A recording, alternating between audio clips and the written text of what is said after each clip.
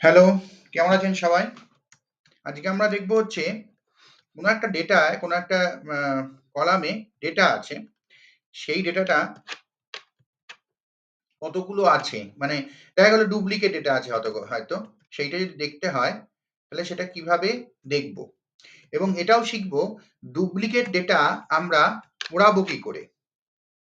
দেখা গেল হয়তো আ এই নিউ ইয়র্ক যেমন এখানে এই নিউ ইয়র্কটা কতবার আছে? এই ক্যালিফোর্নিয়াটা কতবার আছে? হ্যাঁ? বা অন্যান্য ডেটা কতবার আছে? এটা যদি আমাদের জানতে হয়, তাহলে সেটা কিভাবে করব?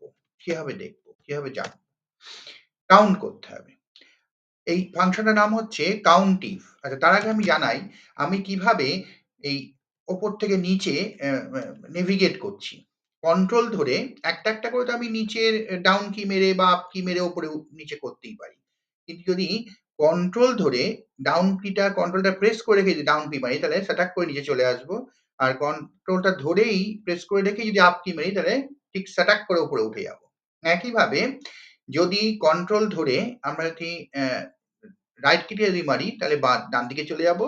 আর লেফট কি মারলে বাঁ দিকে চলে যাবো। লেখা থাকলে যতদূর অব্দি লেখা আছে ততদূর অব্দি যেতে পারবো। যেমন ঠিক আছে? হুম, এইটা। এইবার যদি কন্ট্রোল শিফট ধরে যদি ডাউন কি মারি তাহলে ওটাও নিচেই আসবে কিন্তু পুরোটা সিলেক্ট হয়ে থাকবে। একইভাবে নিচে থাকাকালীন যদি কন্ট্রোল শিফট ধরে যদি আপ কি মারি তাহলে একদম টপ অব্দি এটা সিলেক্ট হয়ে যাবে। যাই হোক, এখন যদি আমাদের দেখতে হয় যে ডুপ্লিকেট আছে কিনা বা কতবার অকারেন্স আছে কোনো একটা ডেটা, কোনো একটা সেল ভ্যালু, তাহলে ইকুয়াল টু কাউন্টিফ বলে একটা ফাংশন আছে সেটা আমরা ইউজ করব। কাউন্টিফ ফাংশনের প্রথম ক্রাইটেরিয়া হচ্ছে রেঞ্জ। রেঞ্জটা কি? যে যেখানটায় মানে যে জায়গাটুকুর মধ্যে আমরা কোনো একটা লেখাকে সার্চ করব। এক্ষেত্রে আমরা যদি পুরো কলামটা যদি সিলেক্ট করে দিই, তাহলে কি হবে সুবিধে? সেটা হচ্ছে দেখা গেল আমরা এই নিউ ইয়র্কটা সার্চ করছি। নিউ ইয়র্কটা ও পুরো কলামেই সার্চ মারবে। এখানে দেখা গেল ১২০ বা ১২২ নম্বর কলাম অব্দি ডেটা আছে। তারপরে আর ডেটা নেই, তারপরে ব্ল্যাঙ্ক।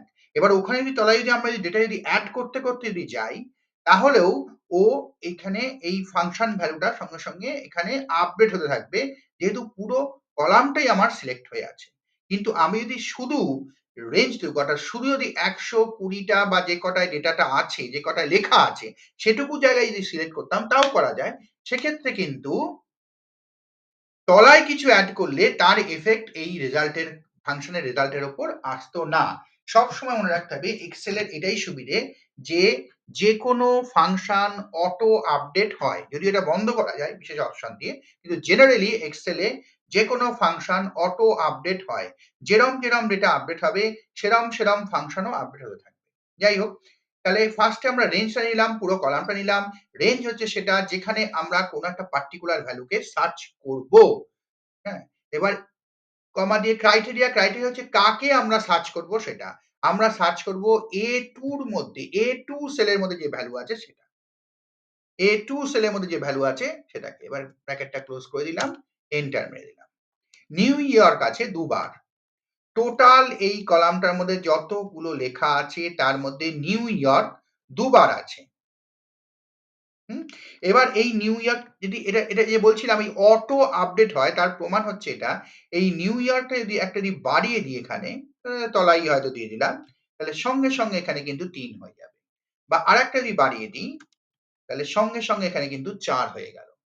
এবার আমরা দেখে নিই এটা ভ্যালুটা ঠিক দিচ্ছে কিনা।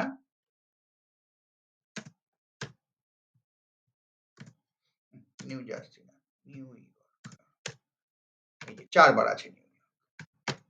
এইবারে এই পুরোটাকে আবার আমরা যেভাবে কন্ট্রোল ডাউন কি মেরে নিচে এলাম, দিয়ে কন্ট্রোল শিফট আপ কি মেরে ৪ থেকে আরম্ভ করে নিচে যতদূর অব্দি ডেটা আছে পুরোটা আমরা সিলেক্ট করে নিলাম। সিলেক্ট করে নেওয়ার পর কন্ট্রোল ডি মারলে কি হয়? ওপরের যেকোনো লেখা কপি হয়। যেমন ধরা দেখা গেল এখানে ২ আছে। এবার ২ টাই নিচে লিখবো তাহলে কন্ট্রোল ডি মারবো। বা এই ২ টা পরের ৩ টে বা ৫ টা সেলেই লিখবো তাহলে কন্ট্রোল ডি মারবো। ঠিক? তাহলে এখানে কি হলো এই কন্ট্রোল ডিটা মারার জন্য এই যে ভ্যালু গুলো নয় ফাংশনটা কপি হয়ে গেল। সেলের মধ্যে যা থাকবে তাই কপি হবে। এখানে যেহেতু সেলটা ফাংশন আছে, সেলে ফাংশন আছে, সেহেতু ফাংশনটা কপি হয়ে গেল। তাহলে আমরা কি পেলাম? দেখা যাচ্ছে নিউ ইয়র্ক ৪ বার আছে। তারপরে এই টেক্সাস দুবার আছে, অ্যারিজোনা দুবার আছে, তারপরে ওয়াশিংটন 3 বার আছে, এরকম আর কি। নিউ মেক্সিকো 3 বার আছে। এইবার যদি আমাদের যদি মনে হয় যে এই যে এতগুলো করে এগুলো আছে, এগুলো আমরা এতবার রাখবো না, আমরা ইউনিক ভ্যালু করবো, মানে একবারেই করব।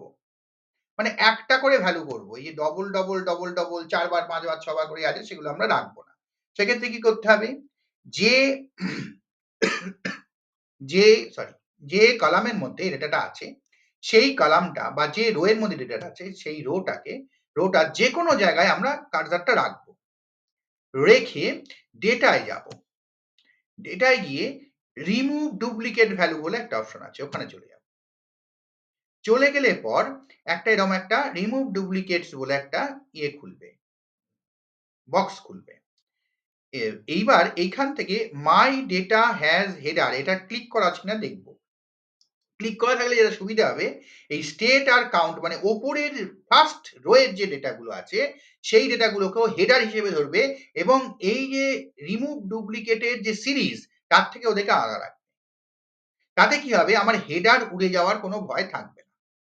এবার আনসিলেক্ট অল করে শুধু যেটা যে কলামটা থেকে আমরা ডুপ্লিকেট ওড়াবো, সেই কলামটা সিলেক্ট করব। এখন এই কলামটা স্টেট নাম দিয়ে দেখাচ্ছে, ঠিক আছে, যেহেতু আমরা বলেছি মাই ডেটা হ্যাজ হেডার। যাই হোক, স্টেটটাকে আমরা তাহলে সিলেক্ট করলাম, সিলেক্ট করে ওকে করে দিলাম। 54 ডুপ্লিকেট রিমুভস, ঠিক আছে, এই 35 ইউনিক ভ্যালু রয়ে গেছে। যেই রিমুভ হয়ে গেল, এখানে সব এক হয়ে গেছে, আর এখানেও সব সংখ্যায়ও কমে গেছে, ঠিক আছে, 35টা হয়ে গেছে। তাহলে এখানে আমার এইরকম ভাবে আমরা জানলাম যে ডুপ্লিকেট আছে কিনা দেখবো কি করে, আর ডুপ্লিকেট ভ্যালু থাকলে সেগুলোকে ওড়াবো কি করে। এইবার দেখা গেল এই ডেটাটাই আবার এই পাশের শিটে আছে, কোনো একটা কারণে এইখানে যে ভ্যালুগুলো, এইগুলো এখানে কভার আছে, অর্থাৎ শিট 2 তে কভার আছে, সেটা আমাকে দেখতে হবে, শিট 1 এর ভ্যালু। সেটা করতে গেলে কি করে করব? আচ্ছা, তার আগে আমি দেখাই আমি এই এই এই যে শিটগুলো কিবোর্ড দিয়ে কিভাবে ডান দিক থেকে বাঁ দিকে যাচ্ছি। যদি বাঁ দিকে থাকি, তাহলে ডান দিকে যেতে গেলে কন্ট্রোল পেজ ডাউন মারতে হবে। কন্ট্রোল ধরে রেখে পেজ ডাউন কিটা প্রেস করতে হবে। প্রেস করলে আমরা ডান দিকে যাব। এখন একদম ডান দিকে চলে এসেছি, তাহলে আর যাওয়ার কিছু নেই। এইবার বাঁ দিকে যদি আসতে হয় আবার, তাহলে কন্ট্রোল পেজ আপ কিটা প্রেস করতে হবে। কন্ট্রোল ধরে রেখে পেজ আপ কিটাকে প্রেস করতে হবে। আস্তে আস্তে প্রেস করে দেখবো, একবার করে প্রেস করবো, একটা করে সেল বাঁ দিকে যাবে। আর কন্ট্রোল ধরে রেখে পেজ ডাউন কিটা প্রেস করলে একটা করে সেল বলছে, একটা করে শিট আমরা ডান দিকে শিটে একটা করে ডান দিকে শিটের মধ্যে ঢুকবো আর কি, ঠিক আছে। এই যে কন্ট্রোল ধরে রেখে পেজ আপ মারছি, বাঁ দিকে শিটের দিকে যাচ্ছি, কন্ট্রোল ধরে রেখে পেজ ডাউন মারছি, ডান দিকে শিট খুলে যাচ্ছে, ঠিক আছে। যাই হোক, এখন এই শিট 2 তে এই লেখাটা এই যে সিরিজটা আছে, এই সিরিজটায় কভার করে এই নিউ ইয়র্ক আছে বা টেক্সাস আছে বা অ্যারিজোনা আছে, এগুলো যদি আমাদের দেখতে হয়, তাহলে আমাদের কাউন্টি মারতে হবে। এই কাউন্টিটা তাহলে একটা শিটের মধ্যেই করা যায়, বা দুটো শিটের মধ্যে করা যায়, বা আলাদা ফাইলের মধ্যেও, এক্সেলের ফাইলের মধ্যেও করা যায়। এবার এই অন্য জায়গায় করাটা একটু দেখিয়ে দিই, দুটো শিটের মধ্যে। তাহলে আমরা সার্চ মারবো কি, এই শিট 1 এর নিউ ইয়র্কটা কভার শিট 2 তে আছে। তাহলে কি করব, ইকুয়াল টু কাউন্টি। এক্ষেত্রে কোন জায়গা থেকে আমাদের এই শিট 1 এর নিউ ইয়র্কটাকে সার্চ মারতে হবে, শিট 2 এর এ কলাম থেকে। এই কলামটা সিলেক্ট করে নিলাম, কমা দিলাম, রেঞ্জটা তাহলে এখান থেকে কি হলো, শিট 2 এর এ কলাম, ঠিক আছে। কমা দিয়ে ক্রাইটেরিয়াটা কিন্তু হবে শিট 1 এর A2, মানে শিট 1 এর A2 এর যে সেল ভ্যালু সেটা দিয়ে ব্র্যাকেটটা ক্লোজ করে 3 বার আছে।